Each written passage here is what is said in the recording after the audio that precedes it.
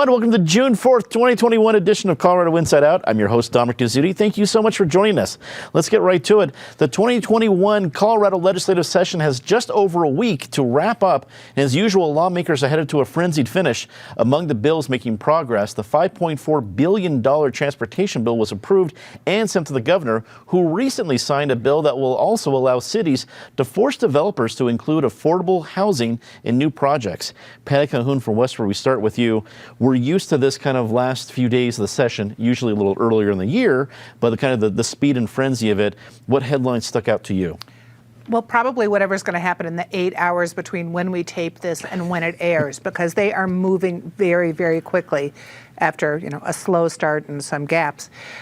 5 bills were just introduced this week. There's still 80 that are really active, and some of them are going to be very tricky. The pot bill going through, which medical marijuana patients are very upset about because of privacy issues, that one looks like it's going to go through, and that will have long-term ramifications. We have a compromise climate bill coming through that people are hoping Polis won't veto. We have a property tax proposal that is really going to make people ornery. But the transportation thing, amazingly, did go through. Polis has said he's going to sign it. It's going to raise $3.7 billion over the next years with added fees, gas prices. If you think you're paying a lot now at the tank, get ready. We're going to be going from 2 cents to 8 cents over the next few years in increases. But our roads need it. So if this is done efficiently and smartly, which is almost never happening with transportation, maybe Colorado will really have invested in its future. I'm still suspecting we'll see some lawsuits over fees that because much of this is still paid in fees. Too bad we didn't pass it earlier, because it's a 27-cent to 30-cent charge on Amazon and on Uber. We would have made billions over the last year just with Amazon alone. David Kopel from the Independence Institute and DU Law School. $5.4 billion in fees is an awful lot of money in fees. And I guess the cynic in me feels that if this is not headed to a legal challenge, that if you can raise this much money in fees for this, then why can't you do it for some other topic down the road? But maybe I'm jumping the gun here. When you look at this bill, where do you think it's headed? It's headed to extract billions of dollars from the working people of Colorado and give it to our nomenclatura, the ruling class in the legislature. It's a huge gas tax increase and a huge increase on lots of other taxes. But instead of following the Constitution, which says, well, you can raise taxes anytime you want, just ask the people. Local governments often get approvals for taxes. The state government hasn't, because there's less trust on its follow-through, which is very justified here in this fee that is actually a tax increase, because less than half of the new gas taxes you'll pay will go to roads and bridges. Rather, over half of the money goes to slush funds that they'll pass around, and they'll call it climate justice or whatever, but it won't be to help the people who are paying the taxes. A fee is when you rent a dorm room at the University of Colorado and you pay for it, or you rent a towel at the rec center, you pay for that. This has no relation to the people paying the tax versus how it's getting spent. And the session should have constitutionally ended in May. There's a 120-day calendar day. That's what the Constitution says, limit on the session. The legislature blew that off last year. By 4-3, the Colorado Supreme Court let them get away with it. And now they're doing it again with even less justification. It's all a usurpation of illegitimate power. Joining us remotely, Eric Sonderman, columnist for the Denver Gazette and Colorado Politics. I'm not sure if you can beat usurpation for other vocabulary you want to use in your answer, but Eric, it's the final week of the session. What stands out to you? I wouldn't want to usurp any of you guys. What stands out to me, Dominic, is 2 things. One is simply the scope of this session. It will never be said that this was a session that lacked ambition. I mean, from everything they tackled and are still tackling in these waning days, it is truly a laundry list. And obviously, with all the stimulus money that Joe Biden and Congress handed them, they're handing out plenty of gravy as well and plenty of dollars. The second thing that stands out to me is the Democratic notion that their majority is now a permanent majority. seems to be the case, and it is clearly the way they are governing. This is not a timid majority. This is a majority that thinks they are bulletproof, that they can do what they want, that Republican votes and Republican legislators are more or less afterthoughts. And that is the new reality in Colorado politics, that not only is it a blue state, but more importantly, Democrats regard it as a blue state and are behaving accordingly. Attorney with state law, with Tate Law, my apologies, and a former state lawmaker. Penn, you know what this feels like. And again, like we said, it's a different part of the calendar, but it's still the last week of the session. What are some of the things that we should know that the lawmakers are experiencing in this kind of a time period? Sure. Well, part of what you're experiencing now as a lawmaker is if you have bills that are alive on the calendar, you're very nervous and you're very intense because you need to find two things. You need to find votes to get your bills either out of committee or passed on the floor of both chambers. And number two, you need to find a way to talk to leadership to make sure your bill gets calendared so it can move through the process. You don't want to be a bill that's hanging around in the last 2 days of the session. It's probably going to die. So you really got to work to push your measure forward. What strikes me about this session, and it sort of ties into Eric's topic or comments, is there are a lot of big ideas in this session that are moving forward and that have gotten approved. I mean, the transportation bill is unique. Over the decades, we've had this philosophical debate over whether you fund more roads and bridges or whether you fund alternatives in transit, and we've got a transportation measure that now does some of both. The thought of the state considering funding an Eastern Plains rail line from Wyoming to New Mexico would have been heresy 10, 15 years ago. Although the bill's getting modified, it's even got business support now. And some Republican support, it may pass. A number of the immigration measures are going to change the dynamic in the community. So a lot of big ideas. And if you're a legislator, particularly a Democrat, you got to work your leadership to make sure your bill gets through, because it may die just on the calendar. Colorado's redistricting is officially in motion thanks to a ruling by the Colorado Supreme Court. The court gave those in charge of drawing redistricting maps the ability to use data other than the census in order to determine where a new district will lie. This decision addresses the delay in the 2020 census data. David, it really feels like we might just have a bipartisan, fair, non-political way to drop districts, but I have been considered naive before. Well, let's see what comes out of it. The new system still ultimately gives the balance of power to the Colorado Supreme Court, and particularly the Chief Justice. And so in the past, the Democratic versus Republican redistricting plans, the court always found the Democratic plan was superior. Here, I think the court majority did the right thing.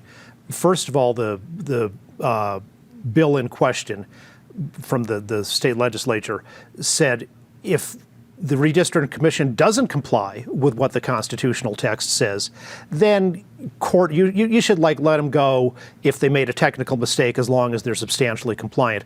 The court's answer was, no, we might adopt that standard, but you, the legislature, have got no business telling us what our standard of review is on anything ever. Sometimes we have a really tough standard of review for constitutional provisions we want to protect. Other times we go just the opposite and nullify a constitutional provision just by ourselves, and we get to do that and you don't. That was unanimous by the court 7-0. And then the court 5-2, the legislature also said, well, since the census data is coming in later than expected, you can use preliminary census data instead. And the 5-2 majority of the court said, no, the commission might well choose to do that, and that's certainly within their discretion, but you, the legislature, you've got no business telling them what to do, because the whole point of these constitutional amendments was to get the legislature out of the redistricting process. So the only thing the legislature can do in relation to redistricting is only what the new amendment from 2018 specifically allows the legislature to do, and telling them how to use data was not part of what the legislature is allowed. Eric, we have two great lawyers here to get into all the legal side of the opinion. I want to talk politics with you. It's our job as pundits on Colorado Inside Out to figure out and predict everything that's going to happen from a committee many months from now. Now that the Redistricting Commission can do their job, what part of Colorado do you think is going to have to brace for the biggest change, whether it be for congressional districts or even state design? Great question, Dominic. First off, I largely agree with David's analysis. I'll let him do the legal piece. The proof here will be in the pudding in terms of what comes out of these two commissions, but good for the Supreme Court for reining in the legislature. The purpose of Y and Z, the two propositions, was to get the legislature out of this game, out of this racket, and I think the court affirmed that. In terms of who has the most at stake on the congressional side, I'm going to be very curious what CD3, the Boebert district, looks like.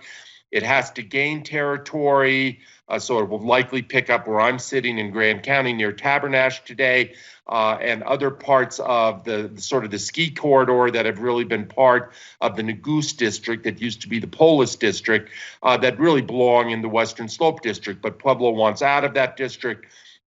We'll see what happens. In terms of my first point, or my point to the first answer about this state, the Democrats in the state feeling bulletproof and being totally ascendant and thinking that their majority is permanent, if that is not going to be the case, it is only going to be because these commissions, and particularly the one doing legislative redistricting, really get serious about creating some more competitive districts that force politics back toward the center and rein in some of the extremes, perhaps, on the left. Penn, from what you've seen and seen from the decisions from the Colorado Supreme Court, has your faith in the process with the Redistricting Commission increased or stayed the same? It's declined. And let me be fair. I was opposed to both of the initiatives and actually debated that on Channel 12 during the election cycle. You've got new commissions, but no one out there should fool themselves in believing it's nonpartisan. And I go to Eric's comment just a moment ago in terms of whether the commission takes its job seriously in terms of making competitive districts. Well, competitive districts isn't necessarily the test of whether you've drawn a map properly. We have other criteria, not just census data for the numerosity piece, the same number of people, but you've also got to look at communities of interest, geographic issues, not splitting up cities, maybe not splitting up counties, a whole host of things go into this process. One of my concerns about this whole commission approach was you might get a bunch of people who just don't understand or appreciate some of these communities of interest, and they just start drawing straight geographic boxes all over the state where you separate communities that have a bond, but you build an artificial line. This has always been more art than science. I have argued these maps before the Colorado Supreme Court, I think 3 times now. I'm not going to do it a 4th.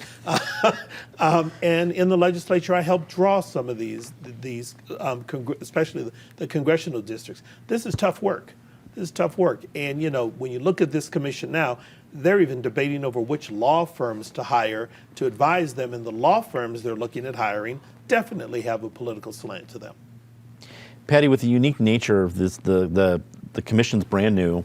You have the 2020 census, which was all by itself historical, and then trying to figure out a lot of legal opinions. Do you think this conversation is probably far from over?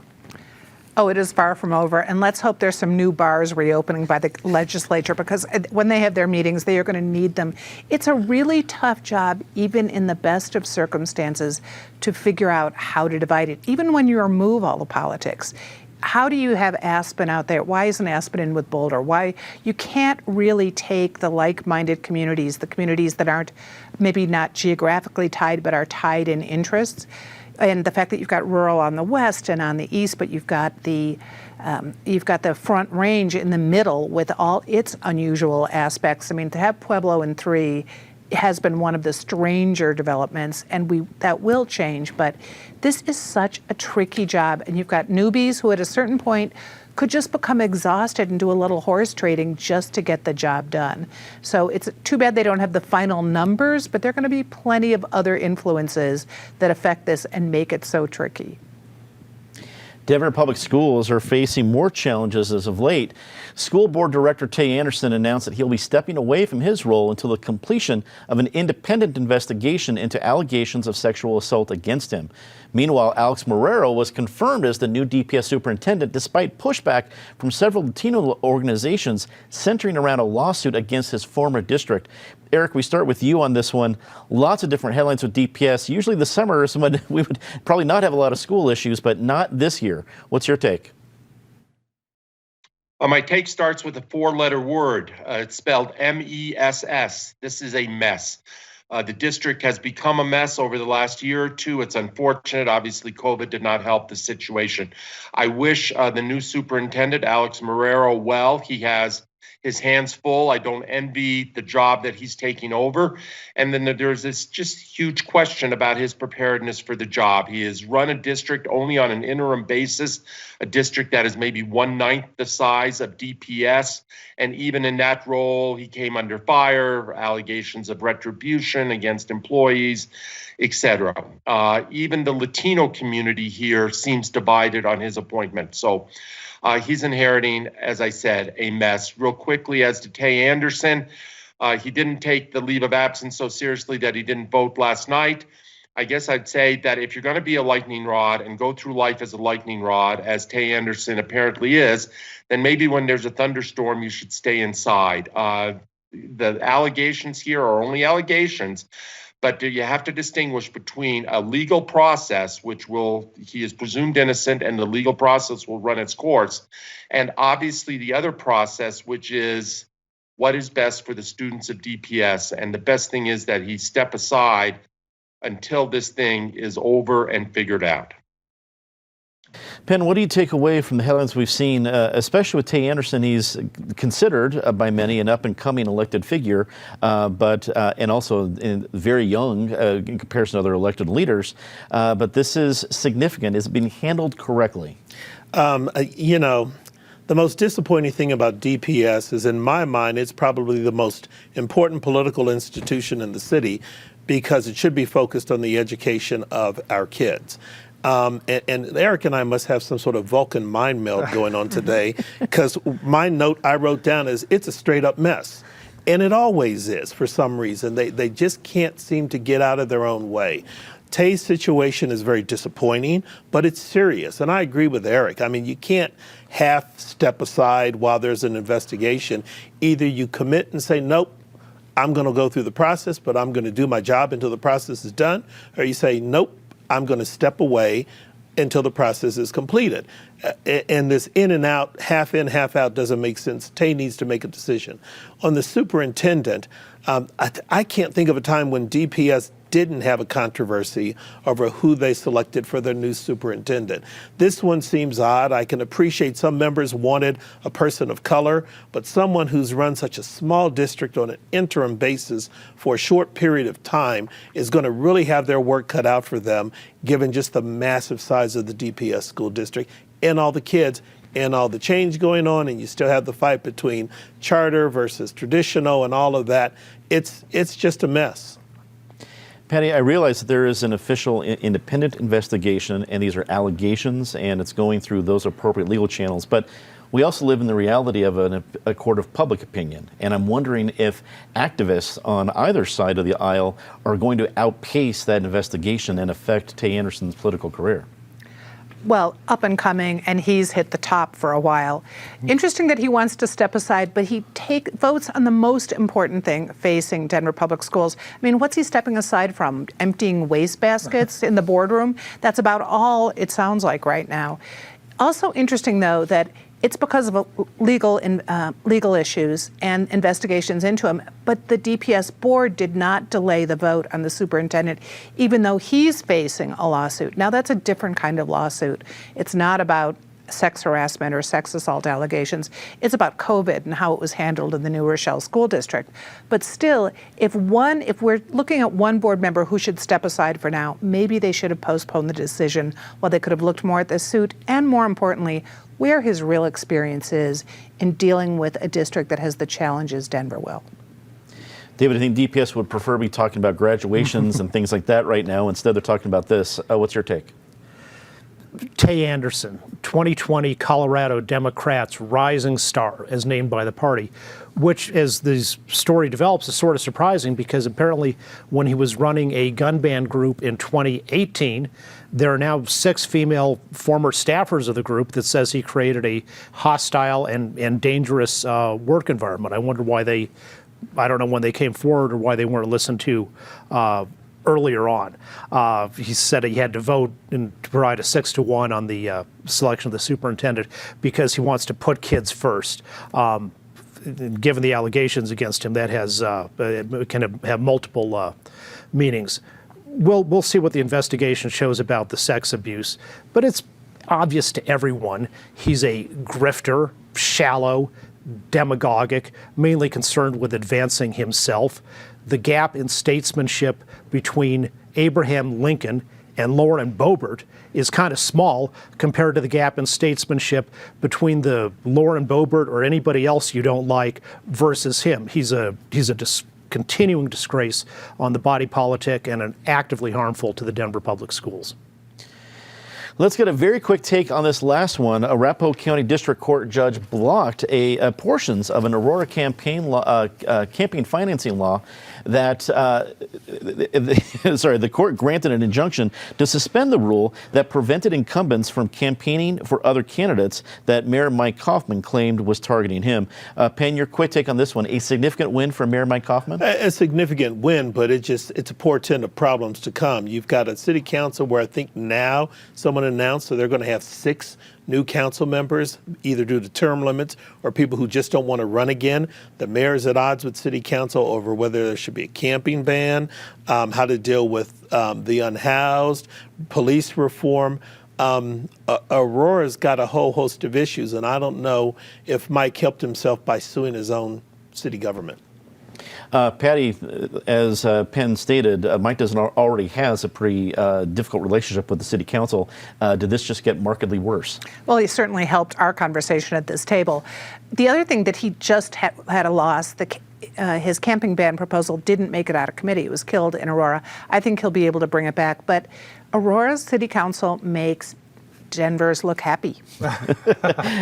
David, are we going to see more partisanship in local races at the city municipal level? Or maybe not necessarily partisan and Democratic versus Republican, but yeah, elections are about ideology in part. Congratulations to the Public Trust Institute, which is the public interest law firm that won this, I think, important free speech case. It's fine to say if you're an elected official, when you're working during the day, just do your job, don't use public resources to campaign. But outside of that, they ought to be free to speak their minds on the issues. Eric, we go to you. Wrap it up for us. I'll be very quick. It's good to know that the First Amendment still applies in Aurora. Well, let's get to our very favorite part of the show, Disgrace of the Week. Patty, as always, start us off. It's just a lucky guess, but the disgrace is that I did not win the $1 million in the COVID drawing. But the other issue is that despite putting in $5 million plus these scholarships, it doesn't look like the vaccination rate has been affected positively. In fact, it's gone down. You're rarely wrong around here, but I hope you're wrong about that. We'll find out after the taping. David. The unelected Denver Sheriff's Department continuing to screw around with people who are applying to renew their concealed carry permits. People put their applications in weeks in advance, and they just sit there as the Sheriff's Department moves extremely slowly through renewals, and then their license expires and they can't carry. Their continuing abuses maybe suggest that instead of a licensing system, we should move to what 21 other states now have, which is permitless carry. If they didn't screw it up, we could stick with our current system, but they're active obstructionists of how the law is supposed to work. Eric, we go to you for your Disgrace of the Week. Back to Tay Anderson, my disgrace, Dominic, is all those who want to play political games and really not hold their own to account. There are a whole lot of Republicans out there and conservatives piling on Tay Anderson, but turning a blind eye to Matt Gaetz or even to their former president, Donald Trump. On the other hand, there are Democrats who want to pile on Republicans when they misbehave, and yet the cat has got their tongue and their silence speaks volumes when it comes to Mr. Anderson. Penn, we go to you. Yeah, mine is DPS as an institution, not necessarily TAE. They have got to find a better way of dealing with their issues without blowing it up in the press every time they have an internal disagreement. This is not good for kids. Time to say something nice about somebody. Patty? So long to the first 2 safe camping sites that, by all accounts, did very well. It's only a drop in the bucket with what Denver needs to do with the homeless, but good luck to the new ones opening. One just moved to Regis this week, and soon we'll have the one in Park Hill, which will be a topic of this table for a long time to come. David? The truth, which is finally coming out, and it turns out that the SARS-CoV-2 virus most likely did originate in the Wuhan virology lab funded by U.S. taxpayers for its gain-of-function research. And that was always more credible because that's why it helps explain why the Chinese government did work and continues to work so hard on the cover-up. You can't trust Facebook or the New York Times to censor information because often what they end up censoring is the truth. Eric, we go to you for Say Something Nice. How about your Colorado Avalanche and your Denver Nuggets? I'm much more of a hockey fan than a basketball guy, but both of them are on to the second round, and the Avs are up 2-0 in their second round. The Avs have not yet lost a game in this playoff. Good luck to both of them, and it's much fun. Here. I wonder if Pepsi is regretting not re-signing that deal for the arena. Penn, we go to you. You know, I'm with Eric again. My point was the Nuggets. I mean, this is a team that's advanced to the second round again, frankly, with a bunch of guys you never heard of before the start of the season. They've had a rash of injuries, but they just keep going strong, and hopefully they have the NBA MVP on their team also. Here. And I want to say something nice. A special thank you to all of you who supported our special CIO online fundraiser last week. If watching online is not your thing, that's okay. You'll have an opportunity to actually watch it broadcast over the air. You'll be able to watch that on June 20th at 4 p.m. That's a Sunday. We usually have a special repeat there. We thought, why not be able to share this special hour with you? Also, special shout out to Tim Jackson. He was a part of that very special night with us and also a key supporter of the program. Tim, thanks for everything you do. Whether it be donuts or everything else, you're here for us, and we appreciate it. For everybody here at PBS 12 and Colorado Inside Out, I'm Dominic Guzzuti. Thank you so much for watching. Good night.